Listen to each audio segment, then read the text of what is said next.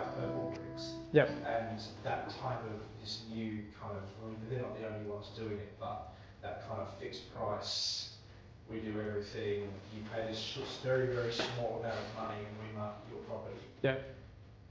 Give us a very candid thought, your thoughts Yep. on how you see that impact in the industry, but also not just the industry, but also from the buyer's perspective and how that's actually affected them. Yeah, so it has the purple brick scheme has a negative impact overall on the industry.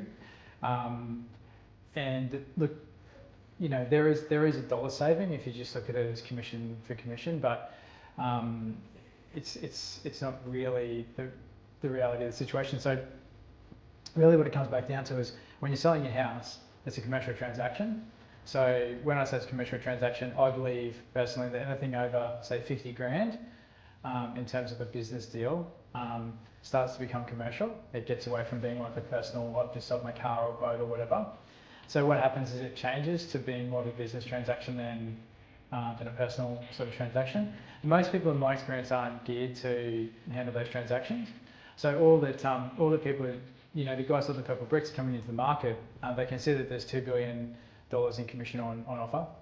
And they've just gone, we just want to try and get a chunk of that. They're not actually trying to bring value to the client. They certainly don't talk about, if they come and said, hey, we will show you how we can get you more money for your house than any other agent in the market, for your family, so you can move forward, I'd go, that's awesome. Someone's raising the standard and they're thinking about the end result for the person who's selling. But at the moment, all they're doing is going, oh, look at all these dopey sellers. Here's $2 billion. Let's just take a slice of it. And the way that we'll do that is by just offering, a price point. But the cost is far greater than the saving. It always is. Any person that you talk about that get rich quick deal or that super bargain of the century, you always find out that there's another layer to it, and it's never what it seems. So I think that it's just that they've hit the market, they're a new product. I think that the industry's brought it on ourselves because we've made people think that we as an industry, we haven't shown huge value.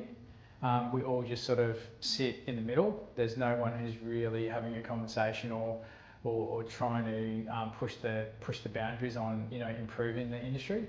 So everybody just competes on an equal playing field. So all that Purple Bricks has done is come and gone, but we're not going to match you pound for pound. We're just going to go below the line and just play there, and it'll work because there'll be people that they'll sucker in that'll spend the money.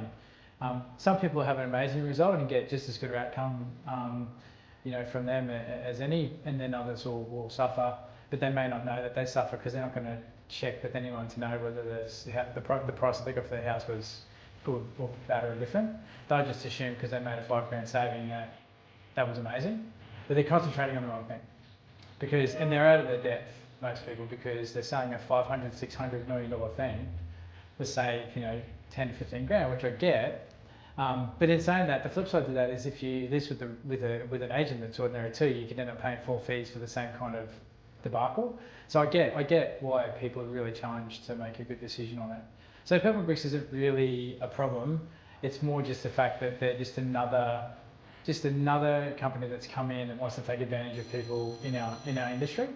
That's the challenge. They're really just trying to take a slice of that chunk of the action. That's my disappointment. That's the most disappointing.